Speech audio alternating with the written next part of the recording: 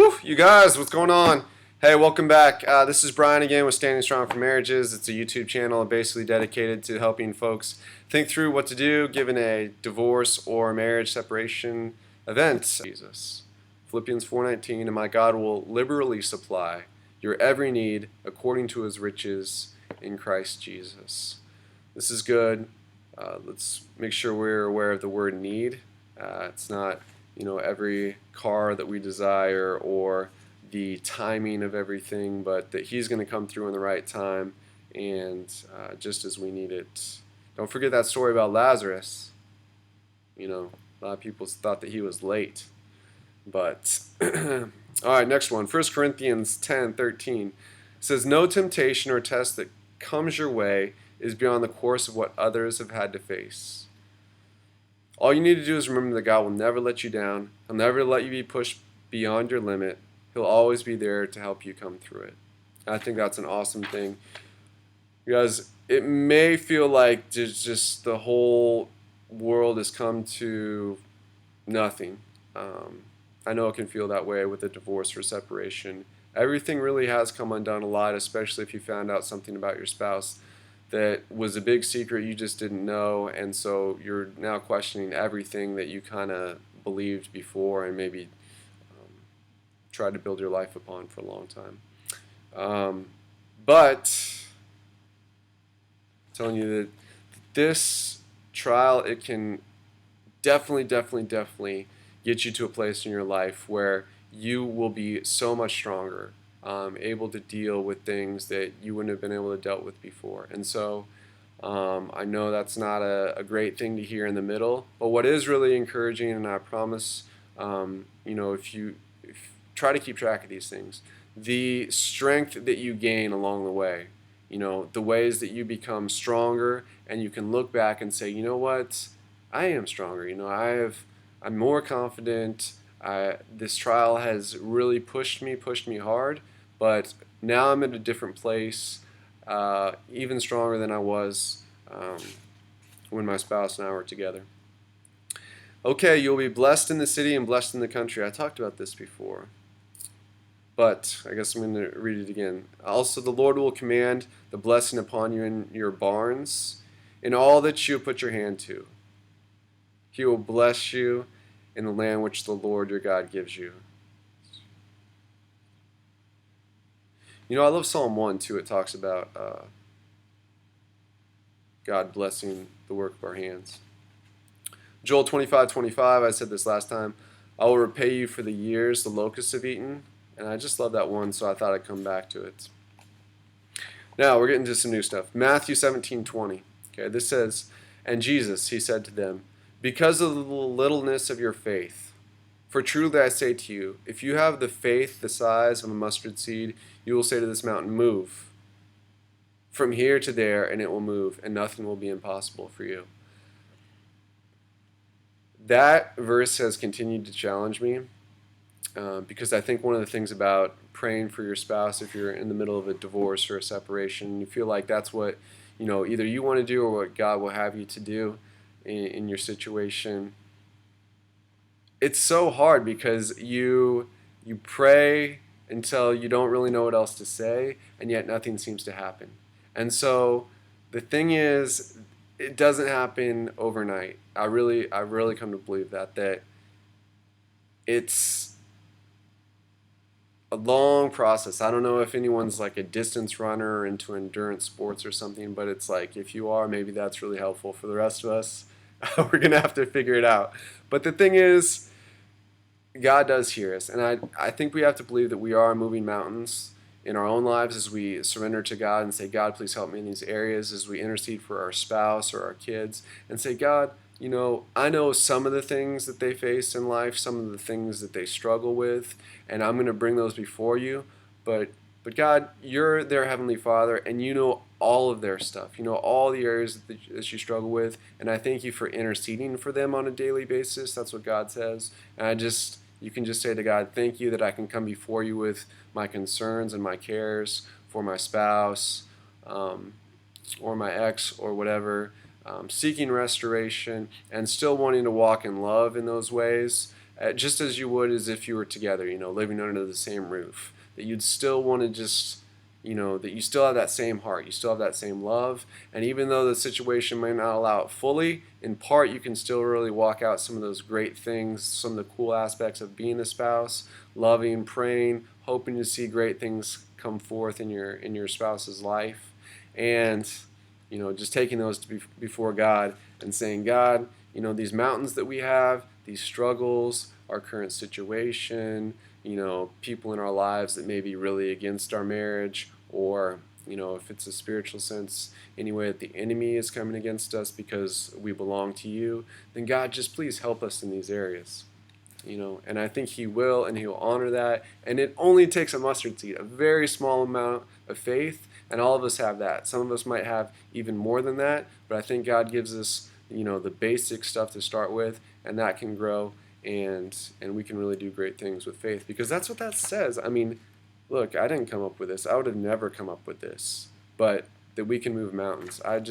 That's not something from the way that I was raised, and that has always been challenging to me, but that's what it says, so we just got to take God at his word. So let's move on to this next one, Matthew 7 and 8. It says, ask and it will be given to you, seek and you will find, knock, the door will be open to you. For everyone who asks receives, he who seeks finds, and to him who knocks the door will be open. For many of you, you may be really not even sure what to do in your situation, and I promise you, if you just wait, be patient, seek God, he will start to show you as far as what he would have for you to do. If you are free to remarry someone else, if you're free as far as free from your covenant vows that you made, the promises that you made to God, the promises that you made to your wife or your husband on your wedding day, God will tell you in due time, and if he wants you to wait, he will give you the strength and the faith and the joy to live an awesome life. I really think so, because I'm going to talk about this later. Because I already have an idea going for another video based on some articles I just read. But the thing is, we're all attracted to people that have things going for them. And while there's a lot of talk in Christianity about sacrifice and sacrificing for your spouse and sacrificing for others or sacrificing for the kingdom of God, it's always God also calls us to be whole, to walk into wholeness, to become who we are, to have a full life, to be able to express the things that we have, the talents that we have, the things that we like, to form friendships, to be involved and engaged and growing in the things that we want to, that we feel like we're good at, professionally or otherwise. And so I always think that God will he'll help us figure that out. But why was I saying all that? Well, I just think in the meantime that we can just engage in all these things that are important for us on an individual level that we would need to be doing even if we're in a relationship in the future. What else we got? Matthew 6:33, it says, but seek first of all his kingdom and his righteousness. In parentheses, it says his way of doing and being right. And all these things taken together will be given you besides. So, but seek first his kingdom and his righteousness, and then all these things taken together will be given you besides. So we may worry about a lot of things, about money, about health, about our kids, about what's going on with our spouse, about I don't know. I mean, the list could be endless about the things we could worry about. But God really says, look, seek first my kingdom, and I think if we get that going in our own life, then that's going to be really huge for some other aspects, as far as we need to get right. That's what people say, right? You need to get right with the Lord, get your own house in order, and then, you can worry about blessing others and all these other things that we want to do and aim to do. All right, Deuteronomy 8:18, it says, but remember the Lord your God, for it is he who gives you the ability to produce wealth, and so confirms his covenant, which he swore to your forefathers as it is today.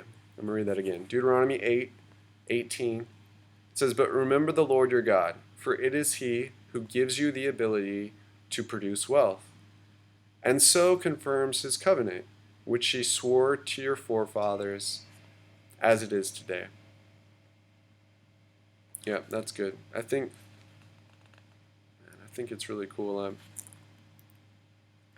a big fan of just education and people growing professionally and moving and being excited about their careers and using kind of the gifts that they have, developing those, and being able to do exciting work, interesting work, not just,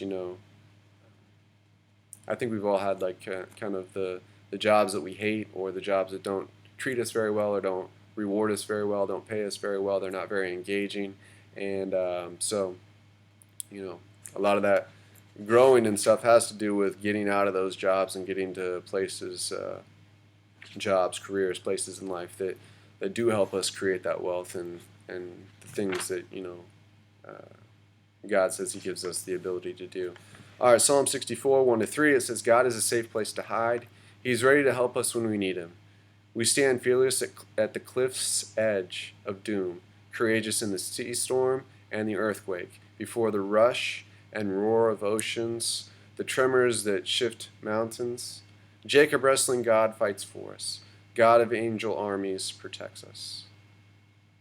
Woo! Yeah. If you've ever been in a big storm, I used to spend a lot of time guiding backpacking trips, and the the lightning, it can just be terrifying about how powerful it is. If you've been in a big storm, otherwise at the ocean, there's so much stuff about nature. I haven't been in a big earthquake, uh, thankfully, but look, the point of this verse is that God is bigger than all this. He's bigger than even the spiritual forces and the things that come against us that we don't perceive in the natural man, but we know are real. Um, Proverbs 3:24 says, "Do not withhold good from those who deserve it when it's in your power to act." So, uh, yeah, it's definitely people that we can probably go out and bless today, and that'd be a great thing to do. And in a larger sense, there's so many opportunities that you actually have while you're kind of in this waiting phase, if you're waiting for a restored marriage, where you can go out and do all kinds of things, where you can really just kind of enjoy that part where, you're not, Paul says that the married person, they're kind of divided in their interests. They have to be aware of both the things that God is calling them to do and the things that God is up to and has for them to achieve. But also, it's very difficult. I mean, being married, and so then at the same time being aware of all the things that your spouse needs and trying to understand them. I think we've all felt confused about how exactly is it that you've ever felt confused when it comes to relationships. About you're trying and it just doesn't. You can't quite figure it out. You're not sure why something that you thought was going to work well just kind of flopped, and it didn't work out quite well at all, or you thought you were doing the right thing and it turns out you guess you weren't, you didn't understand as well as you thought you did, etc., etc. So anyway, why was I talking about that? Oh, well, yeah, I mean, we have a lot of opportunities to bless people every day, and especially with the extra time that we have, we can use that efficiently and effectively to bless others in our lives. So Hebrews 11:6, it says, "Without faith it's impossible to please Him. For he who comes to God must believe that He is, and that He is a rewarder of those who seek Him." So I'll just read it again and then move on. "And without faith it's impossible to please Him. For he who comes to God must believe that He is, and that He is the rewarder of those who seek Him." It's from Luke 12:32. It says, Do not be seized with alarm and struck with fear, little flock, for it is God's good pleasure to give you the kingdom." That's from Luke 12. I think in the last video I did on Strength Bomb number 3, I talked about how I was reading Ephesians, and Ephesians says that God was pleased. It made Him very happy for us to come into His family, that He chose us, and it was something that He enjoyed making that decision. He enjoyed inviting us into that, and so this is the same thing. It's His good pleasure. God does have emotions, so it's His pleasure to give you the kingdom. So He wants us to grow and learn about all this stuff, and the kingdom of God is, largely peace, love, not largely, but I mean, it's peace, it's reconciliation, it's peace with our neighbors. And God it talks in many, many times, many places about working for peace, being peacemakers, that people that are peacemakers are blessed. And, He is going to bless you. You're trying to seek restoration of your marriage, you're trying to seek peace with someone who maybe doesn't want to have peace with you right now, but you're doing the things that you can on your end. And so as you're acting as a peacemaker, check out Matthew 5. It'll talk about all the different things that people are blessed. If you're broken, and if you're broken in spirit, this is also another thing where God is going to, see you in that place and help you. So there's a whole thing. I think the man that I know that studied that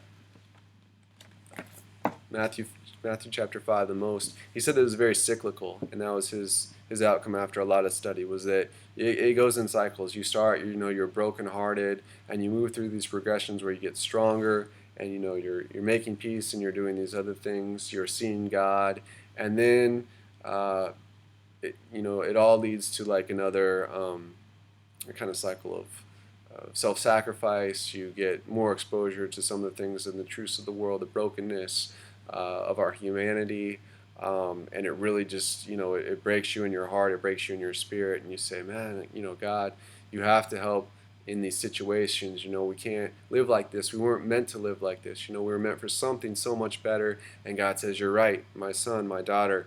Yes. And he binds us up, and we get to know him better, and then we go back out there and we see God in new ways, and we have fresh eyes, and we see God move again. And then it's just um, that's how he described it, and I really think it's great. So anyway, you guys, that was it from this book. That was the last one. Again, Scott Smiley, not a friend of mine, but 49 Declarations for Courageous Christian Living.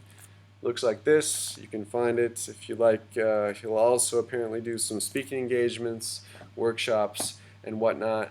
But at the end of the day, this is just a really cool book. It's so easy, but the thing that Scott did is something that we can all do. Just grab the scriptures, uh, you know, cut those things out. There's verses about posting those things on your door frames, on the posts of your yard, in your house. Have God's word close and handy in the car, by the radio, by the so that it's just it keeps our mind fresh. That we're more aware that He's in our life, that He's engaged, that He has a lot of things to say to help us out, and that's what this was all about. So we can all learn to do this on our own, but it's so nice when people do little books like this and just bring it to you. And Scott does. I didn't read most of his insights. He gives little comments on each verse, and they're good because they're powerful. It's like it's really God is for me. He's going to lead me in victory, and it rephrases it in a very positive,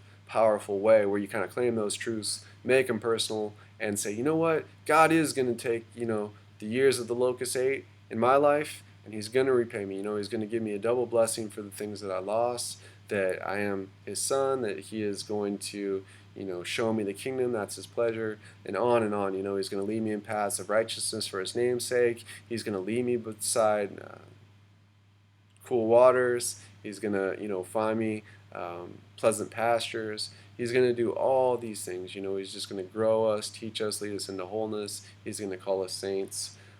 He's going to carry out the things He started in our life to completion. On and on and on and on and on. And so, you guys, that's it for me. I'm going to go get something to eat. We will see you. I don't have anything else, so we'll see you next time. Bye.